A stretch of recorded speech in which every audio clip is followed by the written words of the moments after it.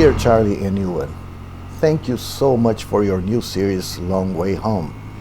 I'm a 1980 Honda CX500, and in my 45 years I survived all sorts of mistreatments as a commuter motorcycle. I may look like almost new, but thank goodness, I've been ridden almost 40,000 miles. I was a real motorcycle until about 7 years ago, when my current owner bought me. He got me and immediately took me out of circulation. He basically retired me. He only uses me to show off to his friends once or twice a year. He just wants them to think he understands about motorcycles. He wants them to think he can handle something slightly older than the average motorcycle out there. Other than that, he takes me to motorcycle shows occasionally. And yes, I admit, the highlight of my career was when he took me to the famous One Motorcycle show in Portland. I was a star at the show. Well, not a star, but some people stopped to check me out. Other than that, for the rest of the year, I'm sitting at the back end of the shed, gathering dust behind his fancy motorcycles. Allow me to talk about his fancy motorcycles, the ones he likes most and takes on long rides. Well, between you and me, they only give him trouble. He must enjoy suffering or something. He spends a lot of time working on them. And look at me, 40,000 miles and I'm always good to go. And check it out, I even have cruise control. Yes, I confess, I had a few issues he had to work on, like the stator and the fork seals. My valves are easy to adjust, so never mind that. My fork seals are leaking again, but that is only because my owner is an incompetent mechanic. I gave him the chance to prove his mechanical skills and fix it, and well, he failed. Other than that, again, I'm always ready to go. But why is it that I'm thanking you in your Long Way Home series, you might be asking? Well, my owner was on one of his fancy trips, you know, when he abandons all of us in the shed, when he came across your series. That inspired him to maybe see value in riding me.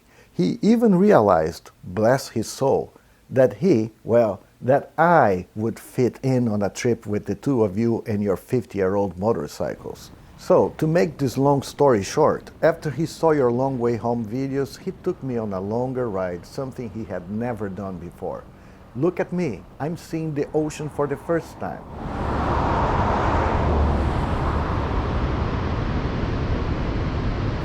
We rode through beautiful forest roads and I saw waterfalls for the first time.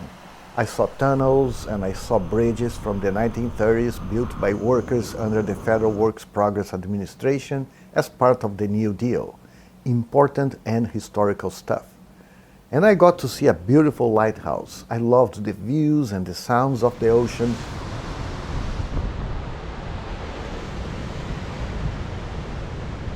Lots of water and beautiful landscapes everywhere. On the way back, I got to see Discovery Bridge. So good. I did get to see a cousin to my owner's Jeepster, which was a lot more abandoned than I ever was. Maybe I should not complain much. Talking about it, my owner even pushed my old frame on a curve or two, giving me the chance to show off, to tell you and the world my older muscles can still flex. Don't tell him. He thinks and may brag to you that he pushed me to my limits, but I assure you he did not. Far from it. I had a lot more to deliver only if he were a better rider. But I'm not complaining. I got to ride more than 200 miles, and that was special. Better yet, I learned my owner is not such a bad motorcycle owner after all. All thanks to you, Charley and Ewan.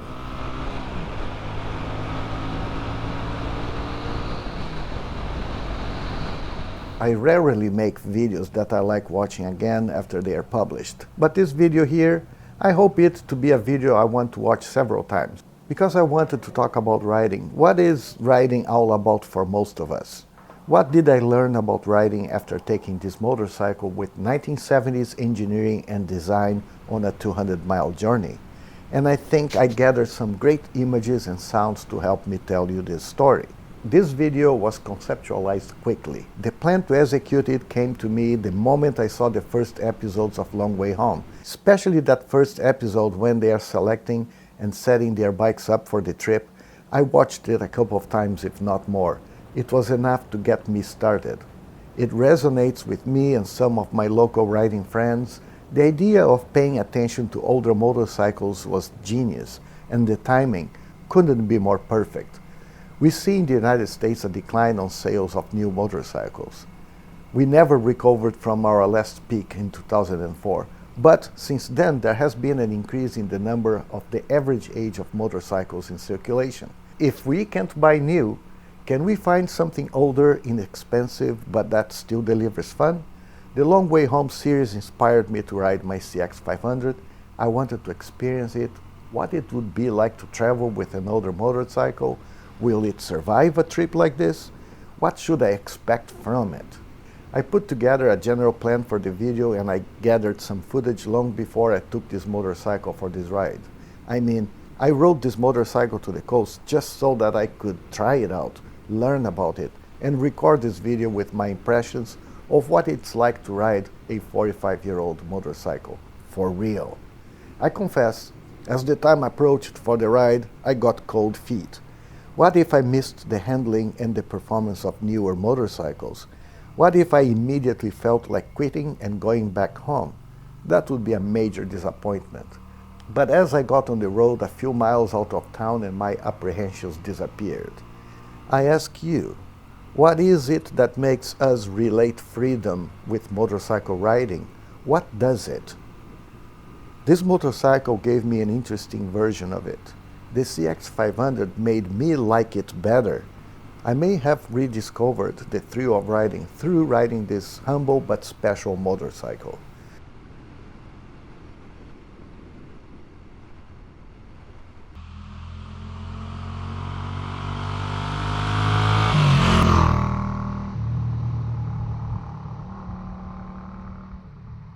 So now, I'll jump into my thoughts about the ride, what went well, what surprised me about this motorcycle, and what went wrong with it.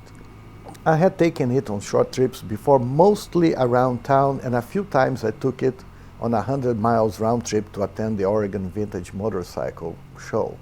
But they were group rides on boring, flat roads. But this time, I was to take it on a 200 plus miles journey and alone. There is no magic. This is an old motorcycle. At some point, it will tell you, look, I'm old, watch out, my brakes are from the 70s. Or it would tell me, if you want me to react to a short twist of the throttle, be on the right RPM range. Yes, there are limitations, but they are not enough to take the fun away from riding it. As a matter of fact, it actually does deliver fun, lots of it, but perhaps a different kind of fun, and I'll try to explain and show you on this video. Mind you, I was riding country roads where, for the most part, the speed limit is 55 miles per hour. I don't think this motorcycle would be ideal to ride on modern highways at highway speeds of today.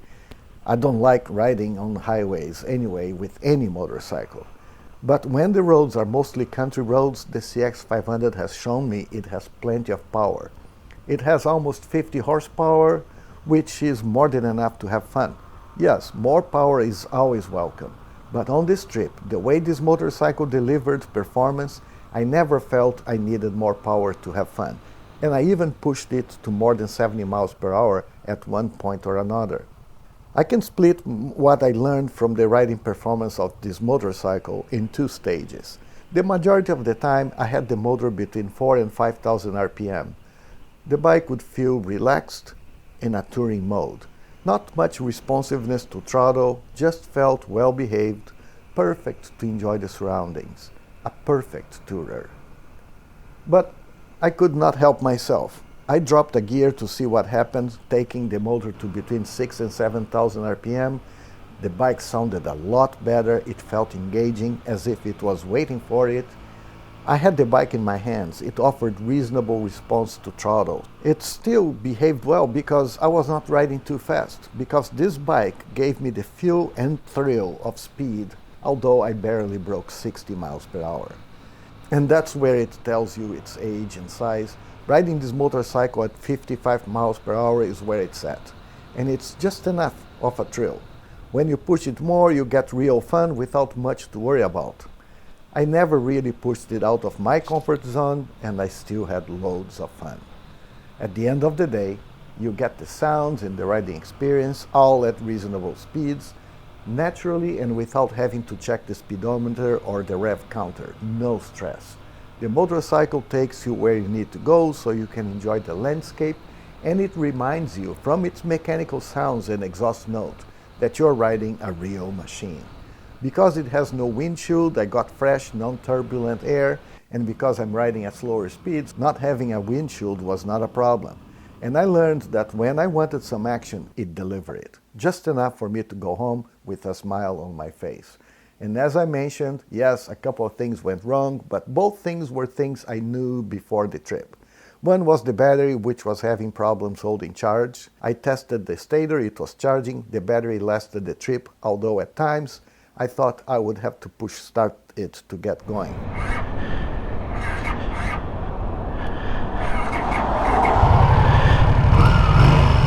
Since then I've gotten a new battery, easy job.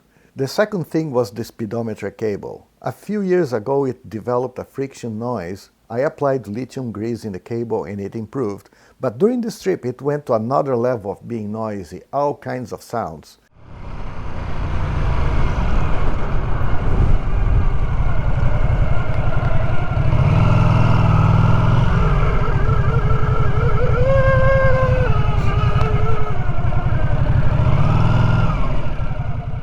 Since the trip, I replaced it with a new cable. Other than that, I'm going to check the wooden brakes feel this bike delivers. I need to check the pads and the rear drum shoes. If it is not possible to improve braking through a flush of the system and new pads and shoes, maybe I could look for a more modern front end for this motorcycle. Better shocks, better brakes. To summarize, a 45-year-old motorcycle can be a great motorcycle. Of course, my CB500X, a 10-year-old motorcycle with similar displacement and power, would be a much easier bike to take on this journey. I would be riding 5 to 10 miles per hour faster everywhere with the CB500X. Or, if I've taken my FTR, it would allow me to be even more playful and a lot faster. But neither of these bikes would give me the connection to the road and to the engine itself this 45-year-old motorcycle does, and at safer speeds. It is true, riding a smaller bike to its limit is better than riding a modern, bigger bike where you only push it to a fraction of its performance on the streets. On the CX500, I leave a lot less on the table. But then, we can't compare these types of rides, right? There is room for all types of riding. This bike delivers one kind of joy of riding, one that I enjoyed and I want to explore more. And it gives me the comfort that if I sell my more sophisticated bikes, I would know the kind of fun I can get from riding something as humble as this little machine with 1970s technology. It makes me wonder, what else is there? What other motorcycles from this era are available and would be even more fun than my CX500? And when I see in the United States the average age of registered motorcycles increasing, with less new motorcycles being sold, if that's a real thing, we might be at an inflection point. But if those bikes are discovered for the fun they deliver, we are not on a bad direction after all, because there are plenty of older bikes out there, especially from the 70s, the years of record motorcycle sales in the United States. Some of these bikes are out there on the back of a garage, abandoned for years, ready for a revival, ready to be put to use, ready to become a cool ride for somebody else. I think this is a movement coming back. Besides Charley and Ewan, there are other famous and popular riders enjoying older motorcycles. We have Adam Riemann in his famous early 90s Africa Twins. He rebuilt them nicely and he puts them head to head with modern adventure bikes of the same size. Or there is Itchy Boots and her last series with a 1980s Tenere, a lighter bike with just enough power and simplicity. There are many other influencers of all ages, some very young, mind you, who talk about ride or work on vintage motorcycles. And there are motorcycle shows where older motorcycles are valued, especially the one motor show here next to me. I much appreciate all of this, and I consider you all inspiring to me. Not saying I will not enjoy riding fast things in the future, but I'm glad I have my CX500. Me and my CX500 thank you for watching this video, and we also thank you, Charley and Ewan. Hope your Long Way Home series helps other bikes like my CX500 get put back on the road where they belong.